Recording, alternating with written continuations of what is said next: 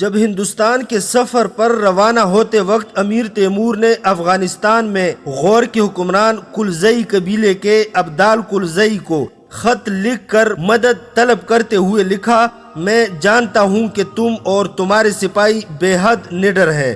مجھے امید ہے کہ ہندوستان کے سفر کے لیے تم مجھے اپنے بہادر سپاہی فراہم کرو گے۔ قصہ اس وقت کا جب امیر تیمور نے اپنے طبیب سے کہا کہ میں امیر تیمور ہوں اور مجھے موت کا کوئی خوف نہیں، مجھے یہ قلق ضرور رہے گا کہ مجھے موت بستر کے بجائے میدان جنگ میں کیوں نہ آئی۔ وہ کون لوگ تھے جنہیں امیر تیمور نے راستے میں اپنا گھر بار چھوڑ کر بھاگتے دیکھا؟ جب بستر مرگ پر بیماری نے امیر تیمور کی ایسی حالت کر دی کہ وہ کبھی خواب میں آل مظفری کے شہزادوں کے کٹے سر دیکھتا تو کبھی خود کو توختامش کا پیچھا کرتے دیکھتا۔ قصہ ایک ایسی سرزمین کا جن کے پہاڑوں کی ہیبت دیکھ کر امیر تیمور دم بخود رہ گیا اور زندگی میں پہلی بار پہاڑوں سے خوفزدہ ہوا۔ اور قصہ ہندوستان کے ان مسلمانوں کا جو عربی کے بجائے ہندی زبان میں نماز ادا کرتے تھے۔ یہ تمام واقعات اس ویڈیو میں پیش کیے جا رہے ہیں۔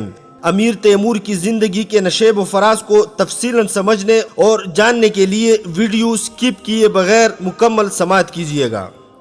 تیمور نے وطن واپسی کے لیے ایک بار پھر خراسان کا راستہ اختیار کیا، اور اگرچہ وہ فارس میں سفر کر رہا تھا جو کہ اس کی سلطنت میں شامل تھا، اس نے فوج کے آگے اور پیچھے حفاظتی دستے تعینات کر رکھے تھے۔ تخت سلیمان سے گزرنے کے 2 دن بعد ہراول دستے نے اطلاع پہنچائی کہ کچھ نامعلوم لوگوں کا گروہ ان کی طرف بڑھ رہا ہے۔ پھر اطلاع موصول ہوئی کہ وہ لوگ بھاگ رہے ہیں۔ ہراول دستے کے سپاہیوں نے ان سے پوچھا کہ وہ کیوں بھاگ رہے ہیں، تو وہ کہنے لگے کہ وہ طاعون سے جان بچا کر بھاگ رہے ہیں۔ جب یہ بھاگنے والے تیمور کی فوج کے پاس پہنچے تو تیمور نے بھی ان سے پوچھا کہ طاعون کہاں پھوٹا ہے۔ انہوں نے جواب دیا کہ مختلف شہروں جیسے کہ ہرمز، سرور، سیف، امارہ، مانندہ اور سیراف میں طاعون پھوٹ پڑا ہے، اور فارس کے جنوب میں واقع تمام دیہاتوں کے لوگ طاعون سے مر رہے ہیں۔ جن شہروں کے نام انہوں نے لیے تھے وہ سب کے سب فارس کی بیرونی حدود پر واقع تھے۔ اس سے آگے کے سفر میں تیمور اور اس کے سپاہیوں کو ہر روز طاعون سے بچ کر فرار ہونے والے نظر آئے۔ تیمور ان سے پوچھ گچھ کرتا، معلوم ہوا کہ ان کے راستے میں فارس سے خراسان تک ابھی تک طاعون نہیں پھیلا تھا۔ اس بیماری سے جلد از جلد باغ نکلنے کے لیے تیمور نے فوج کی رفتار تیز کر دی اور اس غرض سے فوج کو کچھ حصوں میں تقسیم کر کے ایک حصے کو آگے روانہ کر دیا تاکہ انہیں خوراک اور چارے کے لیے بھی کہیں رکنا نہ پڑے۔ جب وہ لوگ دارالبجرد پہنچ گئے تو تیمور نے وہاں 2 دن کے قیام کا حکم دے دیا تاکہ گھوڑوں کو آرام کرنے کا موقع مل سکے۔ قیام کے پہلے ہی دن انہیں پتہ چلا کہ فوج کے کئی سپاہی اچانک بیمار پڑ گئے ہیں اور سب سر درد اور بخار کی شکایت میں مبتلا ہیں۔ تیمور نے فوج کے طبیبوں کو بلا کر پوچھا کہ آیا یہ سپاہی طاعون کا شکار ہو گئے ہیں یا یہ علامات دوسری ہیں، مگر فوج کے طبیب کہنے لگے کہ وہ اس بارے میں حتمی طور پر کچھ نہیں کہہ سکتے کیونکہ انہوں نے کبھی طاعون کا علاج نہیں کیا۔ اگلے روز مزید بہت سارے سپاہی بیمار پڑ گئے اور جو پہلے سے بیمار تھے انہوں نے جسم کے نیچے اور ران میں شدید درد کی شکایت کی۔ فوج کے طبیب کہنے لگے بلا شبہ یہ طاعون ہی ہے، کیونکہ طاعون کی علامات میں یہ شامل ہے کہ بغلوں کے نیچے اور ران میں شدید تکلیف ہونے لگتی ہے۔ اس کے شکار ہونے والوں کی بغل اور ران میں گلٹی سی بن جاتی ہے جو بے حد تکلیف دہ ہوتی ہے۔ تیمور نے ایک طبیب سے دریافت کیا اس بیماری کا علاج کیا ہے؟ وہ کہنے لگا طاعون کا کوئی علاج نہیں، اس کا شکار یا تو مارا جاتا ہے یا پھر خود بخود ٹھیک ہو جاتا ہے۔ تیمور نے سپیر کے وقت اپنے سرداروں کو طلب کیا اور انہیں بتایا کہ اگلے روز ہمیں بیمار سپاہیوں کو دارالبجرد میں ہی چھوڑ کر یہاں سے بھاگنا ہوگا، کیونکہ اگر ہم بیماروں کے صحت یاب ہونے کے انتظار میں رکے رہے تو ساری فوج ہلاک ہو جائے گی۔ سورج غروب ہوا اور تیمور نے مغرب کی نماز ادا کی۔ نماز کے بعد اس کے ملازم کھانا لگانے والے تھے جب اچانک تیمور پر کپ کپی طاری ہو گئی اور اس سے ٹھنڈے پسینے آنے لگے۔ تیمور نے اپنے ملازم کو کہا کہ وہ اسے گرم پاپوش اڑا دے تاکہ وہ گرم ہو سکے۔ ملازمین نے حکم کی تعمیل کی۔ تقریباً نصف گھنٹے بعد سردی کی کیفیت ختم ہو گئی، مگر اس کے ساتھ ہی بخار اور تیز سر درد نے اسے آ لیا۔ اسے حرارت پہنچانے کے لیے شاہی حکیم نے اسے گل گاؤ زباں کا جوشاندہ پینے کو دیا تاکہ اس کا بخار اتر جائے۔ اس کے علاوہ اس نے کچھ پتھر آگ میں ڈالے اور انہیں اچھی طرح گرم کر کے اس نے تیمور پر چادر ڈال دی اور پتھروں پر پانی چھڑکنے لگا۔ اس سے پتھروں سے بھاپ اٹھنے لگی اور اتنی حرارت پھیل گئی کہ تیمور کو چادر سے منہ باہر نکالنا پڑا، مگر پھر آہستہ آہستہ بھاپ کی حرارت کم ہوتی گئی اور تیمور پر کچھ دیر کے لیے غنودگی طاری ہو گئی، مگر کچھ ہی دیر میں سر کا درد شدت اختیار کر گیا اور ساتھ ہی بخار کی حدت بھی بڑھ گئی، اور پھر اس کے بعد گل گاؤ زباں کا کوئی فائدہ ہوا اور نہ ہی بھاپ ہی نے کچھ اثر کیا۔ جب اگلے دن کی روشنی پھیلی تو تیمور سر درد اور بخار کے باعث اس قدر بے حال تھا کہ نماز کے لیے بھی نہ اٹھ سکا۔ تیمور نے فوج کے طبیب کو طلب کیا اور اس سے پوچھا کیا وہ بھی طاعون کا شکار ہو گیا ہے؟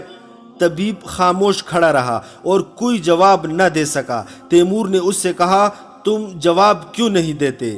میں امیر تیمور ہوں اور مجھے موت کا کوئی خوف نہیں۔ اس دنیا میں آنے والے ہر شخص کو موت کا ذائقہ چکھنا پڑتا ہے، حتیٰ کہ ہمارے رسول صلی اللہ علیہ وآلہ وسلم بھی اس دنیا سے چلے گئے اور مجھے بھی ایک نہ ایک دن موت آنی ہی ہے۔ ہاں، مجھے اس بات کا قلق ضرور رہے گا کہ مجھے موت میدان جنگ میں کیوں نہ آئی اور مجھے بستر مرگ پر دنیا کو الوداع کہنا پڑ رہا ہے۔ تیمور کی باتیں سن کر طبیب کہنے لگا اے امیر، تمہاری بیماری بالکل ویسی ہے جیسے کہ تمہارے سپاہیوں کو لاحق ہے۔ تیمور نے حکم دیا کہ اس کے لیے کاغذ، قلم اور سیاہی حاضر کی جائے تاکہ اس سے پہلے کہ اس کی جسمانی قوت جواب دے جائے اپنی وصیت تحریر کر سکے۔ جب کاغذ، قلم اور دوات لائی گئی تو تیمور نے لکھنا شروع کیا کہ اگر میں طاعون سے مر جاؤں تو قرا خان فوج کا سپہ سالار ہوگا۔ اس کی یہ ذمہ داری ہوگی کہ فوج کو بحفاظت واپس سمرقند لے جا کر اسے میرے بڑے بیٹے کے سپرد کر دے، جو میرے بعد میری سلطنت میں شامل تمام ممالک کا فرما رواں ہوگا۔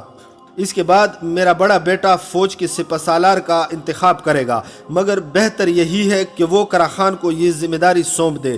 جیسے ہی قرا خان سمرقند پہنچے تو میرے بیٹے اور میرے جانشین کا فرض ہے کہ وہ میری بیٹی یعنی اپنی بہن زبیدہ کا نکاح قرا خان سے کر دے۔ تیمور نے وصیت میں یہ بھی لکھا تھا کہ اگر قرا خان کی موت واقع ہو جائے تو امیر حسین فوج کی باغ دوڑ سنبھالے، اور پھر یہ اس کی ذمہ داری ہے کہ فوج کو سمرقند لے جا کر میرے جانشین اور فرزند کے سپرد کر دے۔ وصیت میں تیمور نے اپنی جائیداد منقولہ اور غیر منقولہ اپنے بیٹوں کے نام کر دی اور لکھا کہ اس کی دولت کو اس کے بیٹوں کے درمیان اسلامی اصولوں کے مطابق تقسیم کر دیا جائے۔ اس نے یہ بھی نصیحت کی کہ قرا خان اس کے مرنے کے بعد اس کا جنازہ سمرقند لے جائے اور اسے وہاں دفن کر دے۔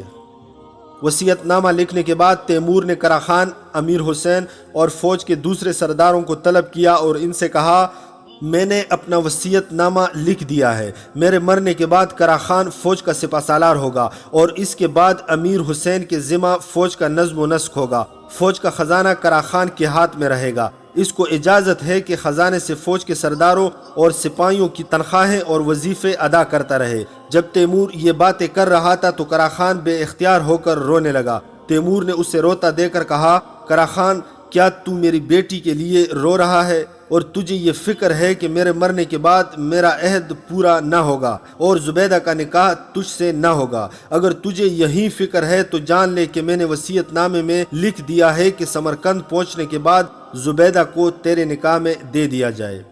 قرا خان روتے ہوئے کہنے لگا اے امیر، میں اس لیے نہیں رو رہا کہ تیری لڑکی سے نکاح کی فکر میں مبتلا ہوں، بلکہ اس لیے رو رہا ہوں کہ تم اس دنیا سے رخصت ہو گئے تو پھر اس زمین پر تمہارے جیسا انسان دوبارہ کبھی پیدا نہ ہوگا۔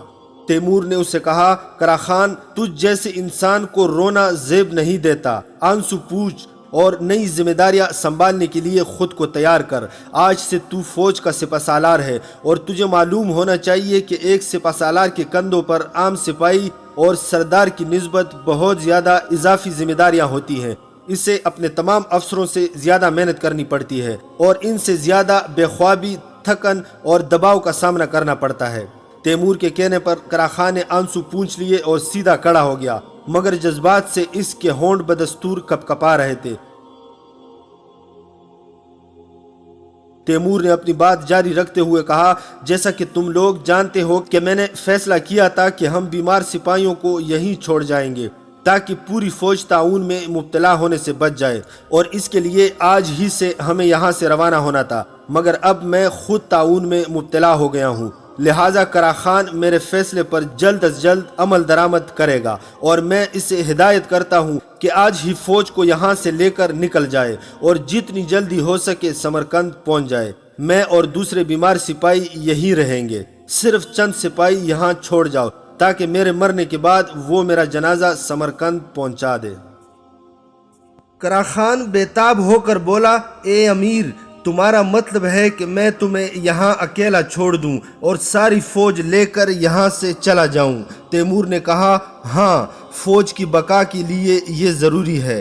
قرا خان بولا، اے امیر، میں ایسا نہ کر سکوں گا۔ تیمور نے کہا، اگر تو ایسا نہ کرے گا تو تیرے سپاہی اور افسر، جن میں تو خود بھی شامل ہے، سب تعاون میں مبتلا ہو کر مارے جاؤ گے، لہٰذا تمہارے پاس اور کوئی حل نہیں۔ قرا خان جذباتی ہو کر کہنے لگا، اے میرے آقا، میری اور میرے افسروں کی جان اور میرے تمام سپاہیوں کی جانیں مل کر بھی تمہاری جان جتنی قیمتی نہیں ہو سکتی۔ ہم سب کی جانیں ایک طرف اور تیری جان ایک طرف، بلکہ میں تو یہ کہوں گا کہ ساری دنیا کے انسانوں کی جانیں ایک طرف اور تیری جان ایک طرف، کیونکہ تیرے بعد کوئی ماں تجھ جیسے انسان کو دوبارہ جنم نہ دے سکے گی۔ تیمور نے کہا، قرا خان، تو فوج کا سپہ سالار ہے اور ایک سپہ سالار کو جذبات سے بالاتر ہو کر صرف فوج کی سلامتی کو پیش نظر رکھنا چاہیے۔ اب تو میرا جانشین ہے، میری موت کے بعد مستقل طور پر فوج کا سپہ سالار تو ہوگا۔ تجھے یاد رکھنا چاہیے کہ فوج کی بقا اور سلامتی سے زیادہ کسی اور چیز کو اہمیت حاصل نہیں۔ قرا خان بولا، اے امیر، اگر تم کوئی معمولی انسان ہوتے تو میں تمہیں یہاں چھوڑ کر بقیہ فوج کے ساتھ نکل جاتا، لیکن تم امیر تیمور ہو اور تم جیسے انسان کی قدر و قیمت میرے نزدیک اتنی زیادہ ہے کہ تمہارے لیے اس دنیا کے سارے انسانوں کو قربان کر دیا جائے تو یہ کوئی بڑی قربانی نہ ہوگی۔ میں تمہیں اکیلا چھوڑ دوں اور فوج کو ساتھ لے جاؤں جبکہ تمہارے دشمن تمہاری طاق میں ہیں۔ اس ملک کے جن لوگوں نے تمہارے بیٹے کو مارا ہے وہ تمہیں بھی قتل کر سکتے ہیں۔ اے میرے آقا، میں اس وقت تک یہیں ٹھہرا رہوں گا جب تک کہ تم صحت یاب نہیں ہو جاتے، پھر ہم اکٹھے ہی واپس سمرقند جائیں گے۔ خدا نخواستہ اگر خدا نے تمہاری روح کو واپس بلا لیا تو میں تمہاری وصیت کے مطابق جنازہ سمرقند لے جاؤں گا۔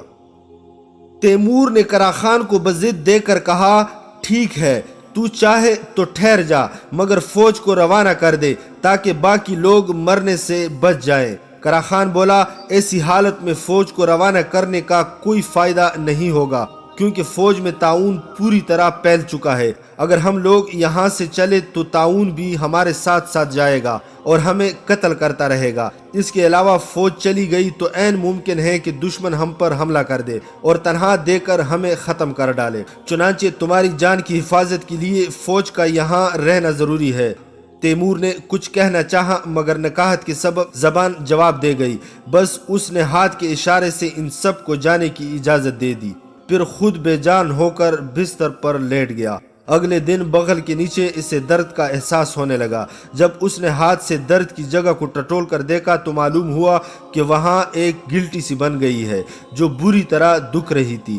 آہستہ آہستہ درد اس قدر بڑھ گیا کہ تیمور بے چین ہو کر کروٹیں بدلنے لگا۔ تیمور کا حکیم درد کی جگہ پر مسلسل ٹھنڈا پانی ڈالتا جا رہا تھا، اس سے تیمور کو قدر سکون ملا تھا۔ تیسرے دن بغل کے نیچے بننے والی گلٹی ایک سیاہ رنگ کے پوڑی کی صورت میں تبدیل ہو گئی اور اس کے بعد تیمور پر ہذیانی کیفیت طاری ہو گئی۔ اس سے اس قدر تیز بخار ہو گیا کہ اس کے پاس بیٹھے لوگوں کو یوں محسوس ہوتا جیسے وہ آتش دان کے سامنے بیٹھے ہیں۔ اس کے بعد تیمور کو اپنی خبر نہ رہی، اسے کچھ پتہ نہ تھا کہ اس پر کیا بیت رہی ہے۔ وہ خوابوں میں کبھی خود کو سمرقند میں دیکھتا اور کبھی آل مظفر کے شہزادوں کے کٹے ہوئے سر اس کی نظروں کے سامنے گھومنے لگتے۔ کبھی توک تامیش کا پیچھا کرتے ہوئے وہ پہاڑوں میں نکل جاتا تو کبھی برفانی طوفانوں میں راستہ بھٹک جاتا، اور وہ یوں ہی ادھر ادھر بھٹک رہا تھا کہ یکایک ایک آواز اس کے کانوں میں پڑی جو کہہ رہی تھی، کھل گیا، کھل گیا۔ اور پھر تیمور کو ایسا محسوس ہوا جیسے اس کے درد میں کمی واقع ہو رہی ہے۔ اگلے دن تیمور کو پتہ چلا کہ اس سے جو آواز سنائی دی تھی وہ اس کے پاس بیٹھے ہوئے لوگوں کی تھی۔ دراصل اس کی بغل میں موجود پھوڑے کا منہ کھل گیا تھا، اور یہیں دیکھ کر وہ لوگ چلائے تھے کہ اس میں سے فاسد مادہ خارج ہونے لگا تھا۔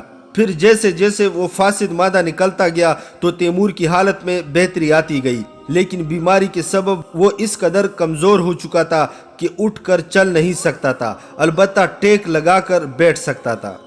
جہاں تیمور اور اس کی فوج ٹھہری ہوئی تھی یعنی دارالبجرد، وہاں سے جو بھی بھاگ سکتا تھا بھاگ گیا تھا۔ محض بوڑھے اور ناتواں بچے ہی وہاں باقی رہ گئے تھے۔ ایک روز ایک مقامی بوڑھا شخص تیمور کے پاس آیا اور اس سے بتایا گیا کہ یہ شخص دستور ہے، یعنی مجوسیوں کا مذہبی پیشوا۔ اس کی کمر جھکی ہوئی تھی اور بڑھاپے کے باعث منہ میں دانت بھی نہ تھے۔ وہ بولا، اے امیر، میں نے سنا ہے کہ تم ابھی بیماری سے شفا یاب ہوئے ہو، میں تمہارے لیے شہد لایا ہوں، اسے کھانے سے تمہارے جسم میں طاقت آ جائے گی۔ تیمور نے اس بوڑھے سے پوچھا، تم یہاں سے کیوں نہ بھاگ گئے جبکہ سب لوگ یہاں سے طاعون کے خوف کی وجہ سے بھاگ چکے ہیں؟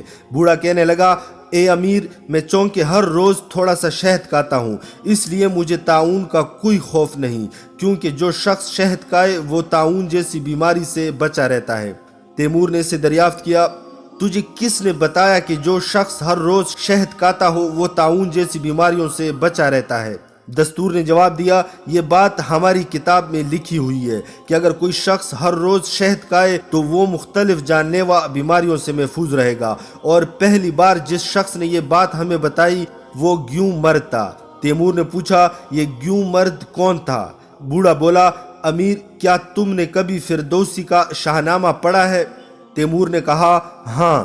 بوڑھا کہنے لگا، گیوں مرد ہی وہی شخص ہے جسے شاہنامہ میں گیوں مرد کے نام سے پکارا گیا ہے، مگر اس کا اصل نام گیوں مرد ہے، جس کا مطلب ہے پڑھا لکھا آدمی۔ تیمور نے کہا، اس بارے میں تمہارا علم شاہنامہ لکھنے والے سے بھی زیادہ ہے، جس کے مقبرے پر توس میں نے ہی تختی نصب کرائی ہے۔ تمہارا علم فردوسی سے اس لیے زیادہ ہے کہ تم اس کی تصحیح کر رہے ہو۔ بوڑھا کہنے لگا، ہاں اے امیر، مگر میں شہر کہنا نہیں جانتا، تاہم میرے پاس فردوسی سے زیادہ علم ہے، اور میں ایران کے کئی بادشاہوں کے نام سے واقف ہوں۔ یہ نام ہماری کتاب میں تحریر ہے، اور فردوسی جو کہ قدیم فارسی پڑھنا نہیں جانتا تھا یا پڑھنا ہی نہ چاہتا تھا، اس نے ان بادشاہوں کے وہی نام لکھے جن سے انہیں عام طور پر پکارا جاتا تھا۔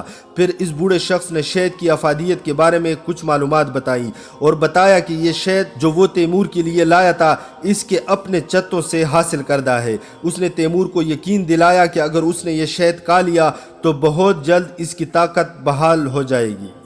تیمور نے اس بوڑھے شخص کو سونے کے سکے دینے چاہے، مگر بوڑھے شخص نے انہیں لینے سے انکار کر دیا اور کہنے لگا، اے امیر، میں یہاں شہد بیچنے نہیں آیا، بلکہ میں تو تمہاری خدمت انجام دینے کی نیت سے آیا تھا۔ تیمور نے اس شخص کو شکریہ کے ساتھ رخصت کیا اور اگلے کئی دنوں تک اس کا دیا شہد کھاتا رہا، اور اس سے واقعی اپنے اندر توانائی محسوس ہونے لگی۔ اس وقت سے لے کر آخری دم تک تیمور کو جب بھی کمزوری محسوس ہوتی تو وہ تھوڑا سا شہد کھا لیتا اور اس کی کمزوری دور ہو جاتی۔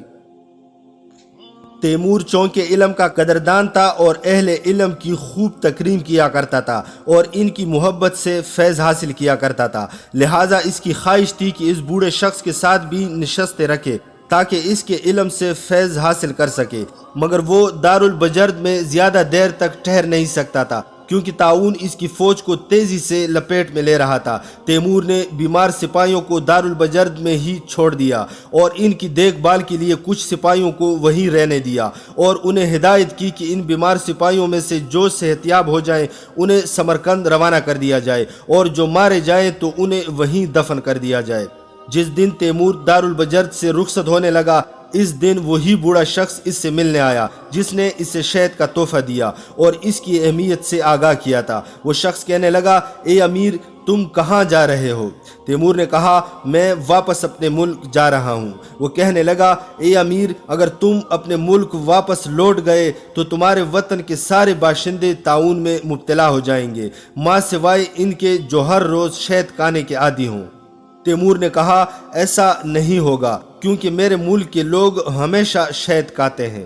وہ بوڑھا شخص کہنے لگا، ایسی صورت میں تمہیں چاہیے کہ اپنی فوج کے سارے سپاہیوں کو اپنے ملک میں داخل ہونے سے پہلے دھونی دو تاکہ طاعون کی بو ان کے بدنوں سے دور ہو جائے۔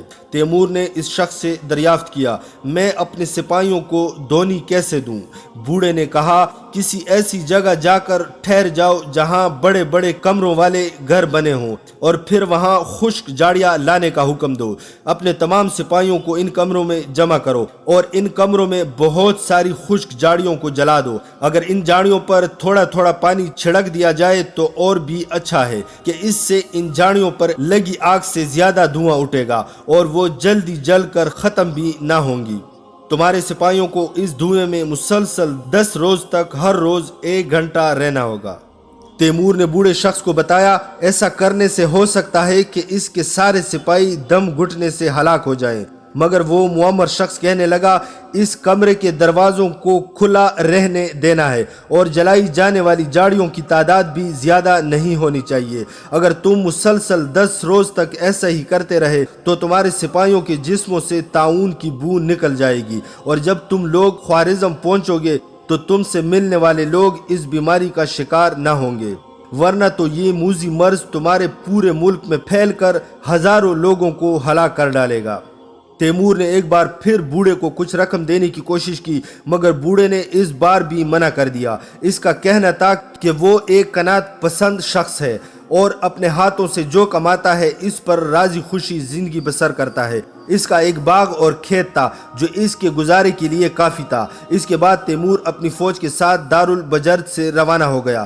چونکہ اس وقت تک موسم تبدیل ہو کر سرد ہو چکا تھا تو وہ اپنی راہ میں آنے والے ان صحراؤں کو عبور کر سکتے تھے جو فارس اور خراسان کے درمیان واقع تھے۔ تاہم بیماری نے ان کا پیچھا نہ چھوڑا تھا اور کوئی ایسا دن نہ گزرتا جب ان کی فوج کے چند سپاہی بیمار نہ پڑ جاتے۔ جب کوئی راستہ نہ بچا تو وہ لوگ کاریز عرب نامی ایک گاؤں میں رک گئے اور تیمور نے اپنے سپاہیوں کو دھونی دینے کا فیصلہ کر لیا۔ اس گاؤں کو کاریز عرب کے نام سے اس لیے پکارا جاتا تھا کہ اس گاؤں میں امیر عرب نامی ایک سردار نے زیر زمین پانی کے نالے بنوائے تھے جن کے ذریعے گاؤں کے لوگ پانی حاصل کر پاتے تھے۔ اس جگہ ایک قلعہ موجود تھا جس میں 2 بڑے استبل بنے ہوئے تھے۔ چنانچہ تیمور نے اپنے سپاہیوں کو حکم دیا کہ باری باری ان استبلوں میں دھونی لینا شروع کر دیں، اور اس دوران جب سپاہی دھونی لے رہے تھے تو انہوں نے اپنے گھوڑے باہر صحرا میں باندھ رکھے۔ جب مسلسل 10 روز تک روزانہ 1 گھنٹہ دھونی کا عمل مکمل ہو گیا تو وہ لوگ اس گاؤں سے آگے بڑھ گئے۔ اس کے بعد تیمور کی فوج کا کوئی سپاہی بیمار نہ پڑا اور یوں لگا کہ جیسے اس بوڑھے شخص کا کہا حرف بحرف درست ثابت ہوا ہو اور سپاہی طاعون کی بو سے آزاد ہو گئے ہوں۔ چنانچہ وہ لوگ سمرقند پہنچ گئے اور تیمور نے وہاں پہنچتے ہی فارس کے حاکم کو خط لکھا کہ وہ اس بوڑھے شخص کو پیغام پہنچا دے کہ اس خدمت کے بدلے جو اس نے تیمور کے لیے انجام دی ہے، اس نے آئندہ 5 برسوں کے لیے فارس میں رہنے والے تمام مجوسیوں کا خراج معاف کر دیا ہے۔ لیکن فارس کے حاکم نے کبوتروں کے ذریعے پیغام بھیج کر یہ خبر سنائی کہ وہ بوڑھا شخص وفات پا گیا ہے اور اس کا جنازہ مجوسیوں کے مخصوص دخمے میں رکھ دیا گیا ہے۔ تیمور نے فارس کے حاکم کو ہدایت کی کہ تمام مجوسیوں کو اس کے فیصلے سے آگاہ کر دے اور انہیں سمجھا دے کہ ان کے مذہبی پیشوا نے دارالبجرد میں امیر تیمور گورگین کے لیے جو خدمت انجام دی ہے اس کے بدلے میں فارس کے تمام مجوسی اگلے 5 سال تک خراج دینے سے معاف ہیں۔ اپنے وطن پہنچ کر تیمور شہر کیش کی طرف چلا گیا تاکہ دیکھ سکے کہ اس سے اس کے منصوبے کے مطابق تعمیر کیا گیا ہے یا نہیں۔ جیسا کہ پہلے ذکر ہو چکا ہے، تیمور اس شہر کو دنیا کا خوبصورت اور آباد ترین شہر بنانا چاہتا تھا اور اس کی خواہش تھی کہ دنیا کے کسی بھی شہر میں پائے جانے والی خوبصورتی اس کے شہر کیش میں یکجا ہو جائے۔ جس دن تیمور کیش میں داخل ہوا تو وہاں سڑکوں پر جن کی چوڑائی 170 فٹ تھی پیدل ہی چل نکلا۔ تیمور نے ہر گھر پر دستک دی اور اندر داخل ہو کر دیکھا تاکہ شہریوں کے اطوار زندگی سے آگاہ ہو سکے اور یہ جان سکے کہ آیا وہ اپنی زندگی سے مطمئن ہے یا نہیں۔ تیمور نے دیکھا کہ کیش کے سارے گھر عمدہ تعمیراتی مواد سے بنے تھے اور ان گھروں کے لوگوں نے اپنی زندگی سے مکمل طور پر مطمئن ہونے کا اظہار کیا۔ شہر کا ایک حصہ ابھی بھی زیر تعمیر تھا، چنانچہ مزدور، معمار، سنگ تراش اور ماہر کاریگر جنہیں تیمور دنیا بھر سے جمع کر کے وہاں لایا تھا، شہر کے اس حصے میں عمارتیں تعمیر کر رہے تھے۔ تیمور نے ہدایت کی کہ شہر میں تمام تعمیراتی کام اس کے ہندوستان کے سفر سے لوٹنے سے پہلے مکمل کر لیے جائیں۔ اس کے بعد وہ دنیا کے تمام بادشاہوں کو اپنے شہر کیش میں بطور مہمان مدعو کرنا چاہتا تھا تاکہ انہیں اس دور کے خوبصورت ترین شہر کا نظارہ کروا سکے۔ کیش کا معائنہ کرنے کے بعد تیمور سمرقند چلا آیا، تاہم اپنے معمول کے مطابق اس نے شہر میں 10 روز سے زیادہ قیام نہ کیا، کیونکہ وہ جانتا تھا کہ شہر میں زیادہ عرصہ قیام اسے آرام پسند بنا دے گا اور پھر اس کے لیے صحرا میں قائم فوجی چھاونی میں قیام کرنا مشکل ہو جائے گا۔ تیمور آرام اور عیش و عشرت سے اس لیے گریزا تھا کہ وہ بخوبی جانتا تھا کہ جو بھی سلطان یا سپہ سالار عیش و عشرت اور آرام پسندی کا شکار ہو جائے تو وہ خود بخود مٹی میں مل جاتا ہے، یا پھر ایک طاقتور دشمن سامنے آتا ہے اور اس کے آرام پسند جسم کو خاک میں ملا کر خون آلود کر دیتا ہے۔ چنانچہ تیمور نے ٹھیک 10 روز کے بعد شہر چھوڑ کر بیابان میں فوجی چھاونی قائم کی اور ہندوستان کے سفر کی تیاریاں شروع کر دی۔ جن دنوں وہ لوگ ہندوستان جانے کی تیاری کر رہے تھے تو تیمور کے سپاہی جمعے کے دن کے سوا ہر روز باقاعدگی سے جنگی مشقیں انجام دیتے۔ تیمور خود بھی بلا ناغہ ان مشقوں میں شریک ہوتا۔ تیمور اس بات میں یقین رکھتا تھا کہ اس کے بدن کو بھی دوسرے سپاہیوں کی طرح مشق کی ضرورت ہے تاکہ اس کا بدن سستی اور کاہلی کا شکار ہو کر قوت اور پھرتی سے محروم نہ ہو جائے۔ تیمور کافی عرصہ سے ہندوستان جانے کا منصوبہ بنائے ہوئے تھا اور اسے علم تھا کہ ہندوستان کے 2 راستے ہیں، ایک راستہ خراسان، زابلستان، مکران اور توران سے ہو کر گزرتا تھا اور دوسرا راستہ جو وہ اختیار کر سکتا تھا وہ کابلستان سے گزر کر غور اور اسکندریہ کی طرف سے تھا جو گھومتا ہوا ہندوستان لے جاتا تھا۔ اگر تیمور خراسان، زابلستان، مکران اور توران کا راستہ اختیار کرتا تو اسے کافی طویل فاصلہ طے کرنا پڑتا۔ طوالت کے علاوہ اس راستے میں لک و دک صحرا اور خشک قطع ارض موجود تھے اور کئی مقامات پر پانی کا نام و نشان نہ ملتا تھا۔ ایک بڑی فوج کو ان صحراؤں سے گزرتے ہوئے بے حد مشکلات کا سامنا کرنا پڑ سکتا تھا۔ اس وجہ سے تیمور نے ہندوستان جانے کے لیے کابلستان، اسکندریہ اور غور کا راستہ اختیار کرنے کا فیصلہ کیا، کیونکہ یہ راستہ طوالت میں کم تھا اور اس راستے میں ہر جگہ پانی بھی دستیاب تھا۔ مزید یہ کہ پہلا راستہ اختیار کرنے پر تیمور کو مقامی حاکموں سے لڑائی بھی لڑنی پڑ سکتی تھی۔ تیمور اس بارے میں قطعی لا علم تھا کہ توران کا حاکم اس کے ساتھ کیسے پیش آئے گا اور آیا وہ اس کی فوج کو توران سے گزر کر ہندوستان جانے دے گا یا تیمور کو جنگ کے ذریعے اپنا راستہ صاف کرنا ہوگا۔ اگرچہ جنگ کی صورتحال پیدا ہو جاتی تو اس سے تیمور کے ہندوستان پہنچنے میں تاخیر ہو جاتی اور اس کی فوج بھی کمزور پڑ سکتی تھی۔ دوسرا راستہ اختیار کرنے کی صورت میں بظاہر اس کے راستے میں کوئی دشمن نہ تھا۔ دوسرے لفظوں میں کابلستان، غور اور اسکندریہ کے حکمرانوں کی اس سے کوئی دشمنی نہ تھی اور ان میں سب سے زیادہ طاقتور عبدال کلزئی تھا جسے تیمور نے پہلے ہی شکست دے دی تھی اور بعد ازاں جان بخشی کر کے دوست بنا لیا تھا۔ اس پر ہم پہلے ہی قسط نمبر 14 کی صورت میں ایک ویڈیو بنا چکے ہیں جسے آپ لوگ ہمارے چینل پر موجود پلے لسٹ میں ملاحظہ کر سکتے ہیں۔ چنانچہ تیمور نے عبدال کلزئی کو ایک خط لکھا اور اس میں تحریر کیا، میں مستقبل میں ہونے والی ایک لڑائی کے لیے تیری مدد چاہتا ہوں کیونکہ میں جانتا ہوں کہ تو اور تیرے سپاہی بے حد بہادر ہیں اور میری بے حد مدد کر سکتے ہیں۔ میں جس ملک سے جنگ لڑنے جا رہا ہوں وہ دنیا کا امیر ترین ملک ہے۔ اگر میں اسے فتح کرنے میں کامیاب رہا تو میں تیرے سپاہیوں کو اس ملک میں مال غنیمت لوٹنے کی کلی چھٹی دے دوں گا، مگر جنگ کے بعد تمہارا انعام اس سے کہیں بڑھ کر ہوگا۔ میں تمہیں اس قدر ہیرے اور سونا دوں گا کہ تیری آئندہ آنے والی 10 نسلیں بھی اسے خرچ کرتی رہیں تو ختم نہ ہوگا۔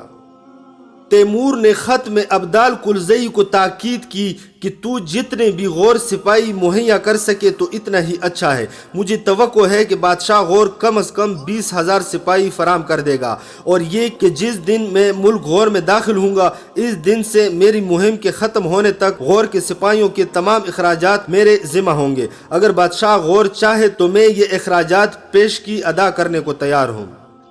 جواب میں ابدال کلزئی نے لکھا، میں جانتا ہوں کہ تم کہاں جنگ لڑنے جا رہے ہو۔ تم نے پہلے ہی اس کا ذکر مجھ سے کیا تھا جب تم غور میں تھے۔ میں تمہارے لیے 20,000 سپاہی فراہم کرنے کو تیار ہوں، مگر میرے زیادہ تر سپاہی ایسے ہیں جو بال بچے دار ہیں اور انہیں کسی بھی مہم پر جانے سے پہلے اپنے بیوی بچوں کو ضروریات زندگی کی فراہمی یقینی بنانی ہوگی۔ اگر تم انہیں جنگ کے لیے اپنی فوج میں شامل کرنا چاہتے ہو تو تمہیں انہیں کچھ معاوضہ پیشگی دینا ہوگا۔ ابدال کلزئی کے جواب میں تیمور نے لکھا کہ وہ ان سپاہیوں کی نصف سال کی تنخواہیں پیشگی ادا کرنے کو تیار ہے تاکہ یہ سپاہی اپنے بیوی بچوں کی طرف سے بالکل مطمئن ہو کر میدان جنگ میں اتریں۔ تیمور ہندوستان کی سرزمین میں اس وقت داخل ہونا چاہتا تھا جب وہاں موسم برسات ابھی شروع نہ ہوا ہو۔ چنانچہ یہ باتیں مد نظر رکھتے ہوئے اس نے کابلستان کی طرف سفر کا آغاز کر دیا۔ یہاں سے امیر تیمور کا ہندوستان کی پراسرار سرزمین کا سفر شروع ہو جاتا ہے۔ ہندوستان کی طرف جاتے ہوئے تیمور چاہتا تو اپنی سلطنت میں شامل تمام مملکتوں کے سربراہوں سے فوج کے بندوبست کا مطالبہ کر سکتا تھا، اور یوں وہ ہندوستان کی طرف کئی لاکھ کی فوج کے ساتھ حملہ آور ہو سکتا تھا۔ لیکن کئی لاکھ کی فوج کا نظم و نسق سنبھالنا اس قدر مشکل کام تھا کہ کہا جا سکتا ہے یہ ناممکنات میں سے تھا، کیونکہ اتنی بڑی فوج کے لیے اشیائے خوردنی اور گھوڑوں کے لیے چارہ فراہم کرنا ممکن نہیں ہوتا۔ پھر جب موسم تبدیل ہوتا تو اتنے زیادہ سپاہیوں کو موسمی اثرات سے بچانے کا انتظام بھی نہیں کیا جا سکتا تھا۔ اس لیے تیمور زیادہ تر جنگوں میں 1,20,000 سے زیادہ کی فوج نہیں لے جایا کرتا تھا، اور ہندوستان کی طرف پیش قدمی کے لیے بھی اس کی فوج میں 1,20,000 سپاہی ہی تھے، بشمول ان سپاہیوں کے جو بادشاہ غور ابدال کلزئی نے اس کے لیے فراہم کیے تھے۔ 1,20,000 جانوروں کے لیے چارہ کی فراہمی یقینی بنائی جا سکتی ہے، مگر کئی لاکھ کی فوج کو ہر جگہ یہ سب چیزیں فراہم نہیں کی جا سکتی۔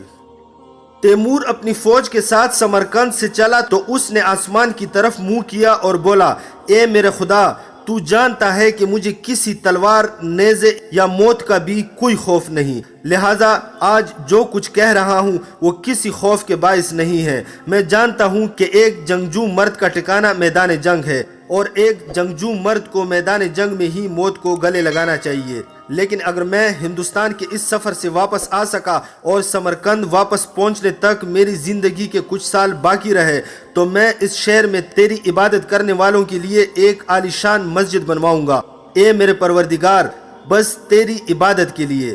پھر تیمور نے رکاب میں پاؤں رکھا اور آگے بڑھتا ہوا کابلستان پہنچا، اور وہاں سے غور پہنچ گیا۔ یہاں پہنچ کر تیمور نے غوری سپاہیوں کو 6 ماہ کی پیشگی تنخواہیں دے دی جنہیں ابدال کلزئی نے ہندوستان جانے کے لیے فراہم کیا تھا۔ ابدال کلزئی خود بھی تیمور کے ساتھ ہندوستان پر حملے کے لیے شامل ہو گیا، اور پھر وہ لوگ اسکندریہ کی طرف روانہ ہو گئے۔ اس سفر میں تیمور کے تمام سردار ماسوائے کرا خان کے اس کے ساتھ تھے۔ تیمور نے اپنے وعدے کے مطابق سمرقند پہنچتے ہی اپنی بیٹی زبیدہ کا نکاح کرا خان سے کر دیا تھا، اور یہ ان کے ہاں رسم تھی کہ جو شخص نئی شادی کرتا تو وہ 3 ماہ تک جنگوں میں حصہ لینے سے معاف ہوتا تھا، کیونکہ اس سے اپنی نئی نویلی دلہن کے ساتھ کچھ وقت گزارنے کا موقع دیا جاتا۔ کرا خان نے تیمور سے کہا کہ وہ 3 ماہ بعد ہندوستان میں اس سے آ ملے گا۔ اسکندریہ داخل ہونے سے پہلے حاکم اسکندریہ تیمور کے استقبال کو آیا، اور 60 کلومیٹر پہلے ہی انہیں خوش آمدید کہتے ہوئے سونے کے بے شمار سکے نظر کرنا چاہے۔ تیمور نے سن رکھا تھا کہ اسکندریہ کا حاکم غربت کا شکار ہے، تاہم اس کے تحفے کو ٹھکرانے کے بجائے تیمور نے قبولیت کے اظہار کے طور پر سونے کا ایک سکہ اٹھایا اور باقی واپس کر دیے، اور اسکندریہ کے حاکم سے کہا کہ انہیں اپنے بال بچوں اور رعایا پر خرچ کر دو۔ اس وجہ سے تیمور نے اسکندریہ کے حاکم کی قیام و طعام کی پیشکش بھی قبول نہ کی، اور فقط ایک دن اس کے دسترخوان پر بیٹھا اور اس کے ساتھ بھنے ہوئے دمبے کا گوشت نوش کیا۔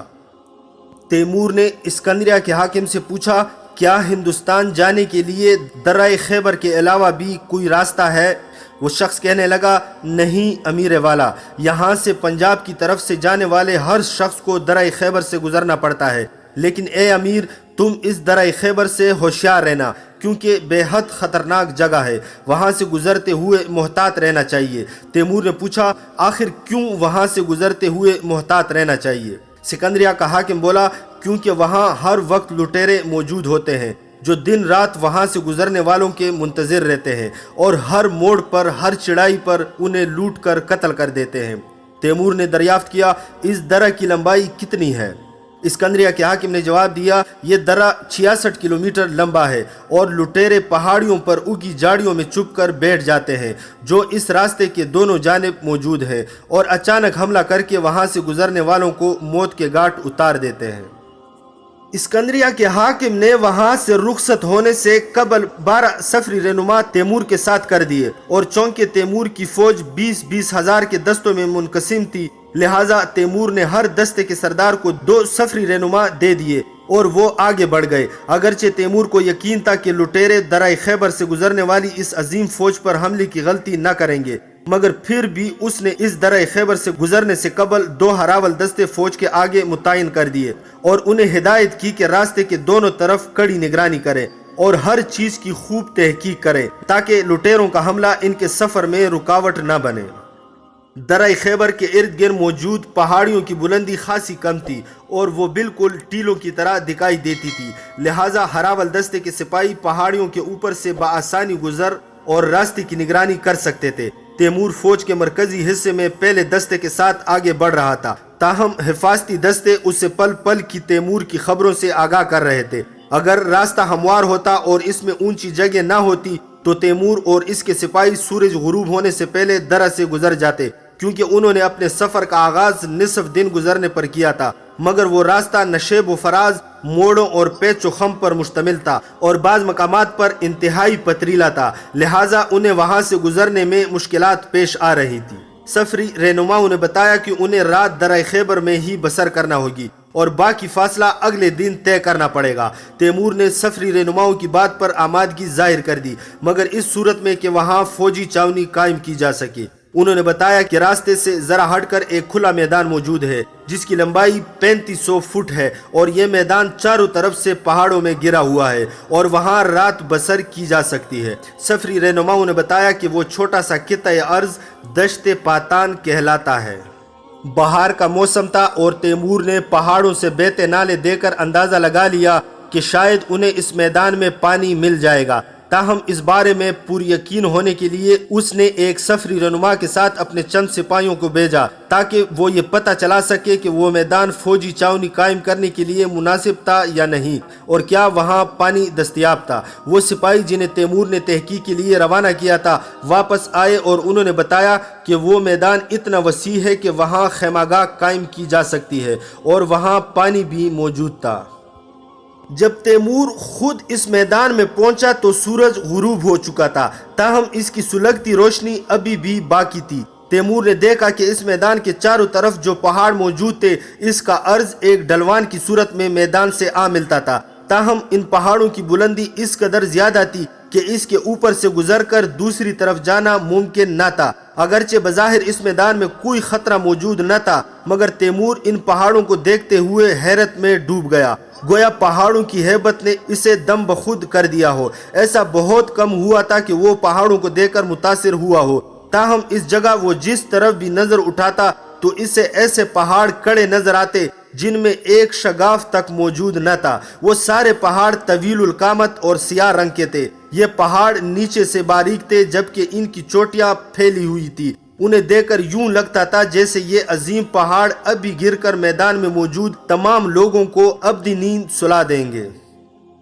ان پہاڑوں کے دامن میں پانی کی ندیاں بہہ رہی تھی۔ تیمور نے حکم دیا کہ جہاں بھی چشمہ موجود ہے تو اس کے پاس زمین کھود کر حوض بنا دیا جائے اور اس میں پانی جمع کر کے گھوڑوں کو پلایا جائے۔ اس کے بعد تیمور نے مغرب کی نماز ادا کی اور تھوڑا سا کھانا کھا کر سپاہیوں کو حکم دیا کہ اس کا خیمہ ایسی جگہ نصب کیا جائے جہاں سے وہ پوری خیمہ گاہ کی نگرانی کر سکے۔ خیمے میں داخل ہونے سے پہلے تیمور کی نظریں ایک بار پھر ان عظیم پہاڑوں کی طرف اٹھ گئیں جو اس میدان کے چاروں طرف سر اٹھائے کھڑے تھے۔ جہاں ان کی خیمہ گاہ نصب تھی۔ تیمور کو یوں محسوس ہوا کہ جیسے پہاڑ اس قدر نیچے جھک آئے ہیں کہ کسی بھی لمحہ ان پر آ گریں گے اور انہیں پیس کر رکھ دیں گے۔ تیمور ان خیالات کو ذہن سے جھٹک کر خیمہ میں داخل ہو گیا اور بستر پر لیٹ کر سونے کی کوشش کرنے لگا۔ تیمور کی نیند بے حد ہلکی تھی اور خاص طور پر جنگی مہمات کے دوران وہ چند گھنٹوں سے زیادہ نہ سوتا تھا، بلکہ اکثر راتوں کو وقفے سے جان کر نگرانی کرتا رہتا۔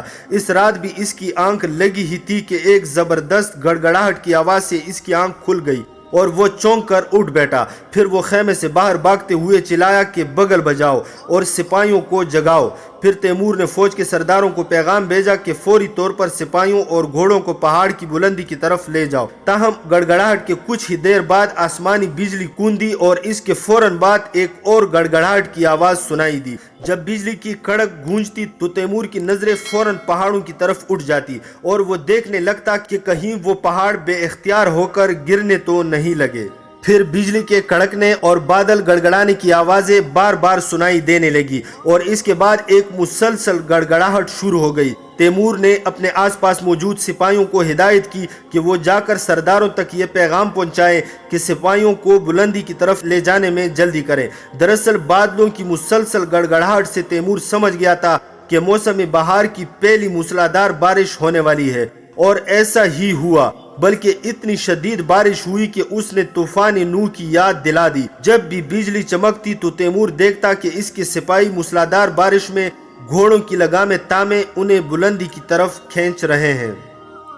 جب پہلی گڑگڑاہٹ کی آواز کے ساتھ تیمور چونک کر اٹھ بیٹھا تو اسی لمحے اس کے ذہن میں دو خیالات ابھرے تھے۔ ایک یہ کہ چاروں طرف موجود پہاڑوں پر بہتا ہوا پانی سیلاب کی شکل اختیار کر کے اس کے سپاہیوں اور گھوڑوں کو بہا نہ لے جائے، مگر باہر نکل کر اس نے دیکھا کہ پہاڑ اتنے زیادہ نہیں کہ ان سے بہہ کر آنے والا پانی سیلاب کی صورت اختیار کر لے۔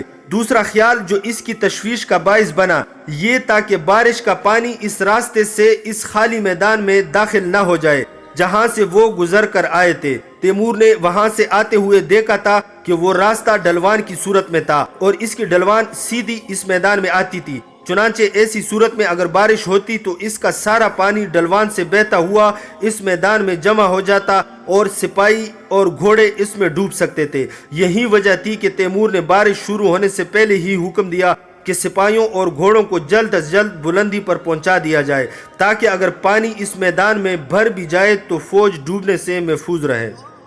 تیمور کی توقع کے عین مطابق بارش کا پانی کسی سیلابی ریلے کی طرح شور مچاتا ہوا اس میدان میں داخل ہو رہا تھا جہاں ان کی خیمہ گاہ قائم تھی، اور موسلادھار بارش بدستور زوروں سے جاری تھی۔ بہرحال اس سے پہلے کہ پانی کی سطح بہت زیادہ بلند ہو جاتی، تیمور کے تمام سپاہی اور ان کے گھوڑے اور تھوڑا بہت سامان جو لے جایا جا سکتا تھا پہاڑ کی بلندی پر منتقل کر دیا گیا تھا۔ اگرچہ پہاڑ کی بلندی ڈھلوان کی صورت تھی اور وہ لوگ اس سے مزید اوپر جا سکتے تھے، تاہم اگر اس رات بارش جاری رہتی تو وہ میدان ایک گہرے دریا میں تبدیل ہو جاتا اور وہ سب اس میں ڈوب جاتے۔ مگر کچھ دیر بعد بارش کا طوفان تھم گیا، بادل غائب ہو گئے اور آسمان پر ستارے چمکنے لگے۔ اس کے ساتھ ہی چاند کی کرنیں میدان پر پڑ کر اس سے روشن کرنے لگی جو کہ اب ایک دریا کی صورت اختیار کر چکا تھا۔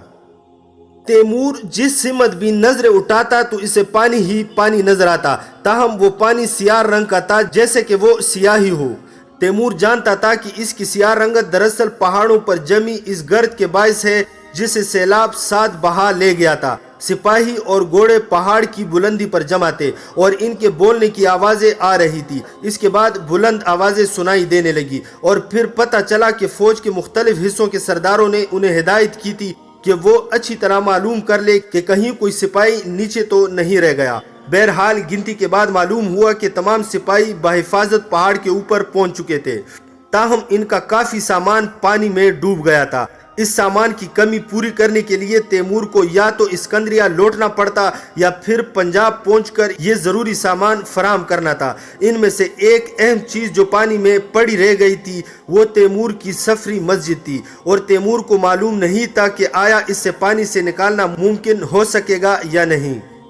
اس رات وہ کچھ نہیں کر سکتے تھے، انہیں ہر صورت دن نکلنے کا انتظار کرنا تھا۔ تاکہ پتہ چل پاتا کہ وہ کیا کر سکتے ہیں۔ جب رات ختم ہوئی اور دن کا اجالا پھیل گیا تو تیمور کے سپاہیوں نے پانی کی گہرائی کا جائزہ لیا۔ پتہ چلا کہ سیلاب سے دریا کی صورت اختیار کرنے والے اس میدان میں پانی کی گہرائی اتنی زیادہ نہیں اور وہ اسے عبور کر سکتے تھے۔ کچھ مقامات پر ان خیموں کے اوپر والے حصے نظر آ رہے تھے جو پانی میں ڈوبے ہوئے تھے۔ لشکر کے خزانے کو کوئی نقصان نہ پہنچا تھا کیونکہ وہ ہمیشہ تیمور کے پاس ہوتا تھا اور اسے ایک روز قبل ہی تیمور کے خیمے میں اس وقت منتقل کر دیا گیا تھا جب تیمور نے اپنا خیمہ ذرا بلندی پر نصب کرنے کا حکم دیا تھا۔ تیمور نے حکم دیا کہ فوج کو جلد از جلد اس میدان سے نکال کر درہ خیبر کی طرف لے جایا جائے تاکہ وہ اس دریا کو عبور کر سکے۔ پھر اس نے ایک دستے کو یہ ذمہ داری سونپی کہ وہ پانی میں باقی رہ جانے والی اشیاء میں سے جو کچھ ممکن ہے اسے نکال لیں۔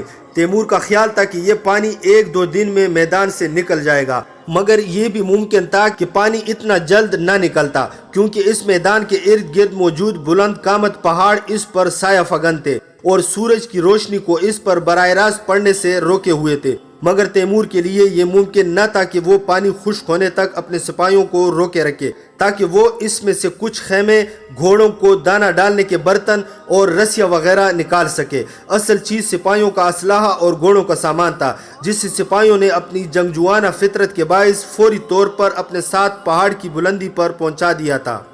آخر کار تیمور کی ساری فوج اس میدان کو عبور کر کے دوسری طرف چلی گئی جو اب ایک دریا کی شکل اختیار کر چکا تھا۔ کچھ سپاہیوں نے اس میدان کو گھوڑوں پر سوار ہو کر عبور کیا جبکہ دیگر پہاڑ کے دامن پر چڑھتے ہوئے پانی سے بچ کر دوسری طرف چلے گئے۔ تیمور سب سے آخر میں جب سارے سپاہی اس میدان سے نکل چکے تو خود بھی وہاں سے نکل آیا۔ اس واقعہ نے اسے ایک قابل قدر سبق دیا کہ کبھی بھی چھاؤنی کو نشیبی علاقے میں قائم نہیں کرنا چاہیے، بالخصوص برسات کے موسم میں، کیونکہ ایسے موسم میں بارش کا پانی ندی نالوں کی صورت میں فوجی چھاؤنی کے اندر داخل ہو کر سب کچھ برباد کر سکتا ہے۔ وہ لوگ اس روز درہ خیبر سے نکل کر اس کی دوسری طرف واقع ایک گاؤں میں پہنچ گئے جہاں پاتان نسل کے لوگ آباد تھے۔ یہاں تیمور نے ایسے مردوں کو دیکھا جو چوڑے چکلے سینے والے تھے اور ان کے سر، داڑھیوں اور مونچھوں کے بال سنہرے جبکہ آنکھیں نیلی تھی۔ پاتان قبیلہ کی عورتیں بھی طویل قامت تھی اور لمبے سنہرے بالوں کے ساتھ بے حد خوبصورت لگتی تھی۔ ان عورتوں نے نہ تو اپنے چہروں کو چھپا رکھا تھا اور نہ ہی ان سے خوفزدہ نظر آتی تھی۔ قبیلے کے ہر مرد کے پاس تلوار تھی اور تیمور کو بتایا گیا کہ جنگ کی صورت میں عورتیں بھی مردوں کے شانہ بشانہ اس میں حصہ لیتی۔ پاتان کے مرد اور عورتیں ارد گرد کے لوگوں سے مشابہت نہ رکھتے اور بالکل مختلف نظر آتے تھے، اس لیے یہ بات واضح تھی کہ پاتان کے لوگ کسی اور نسل سے تعلق رکھتے تھے اور وہاں کے مقامی نسل کے لوگوں سے الگ تھے۔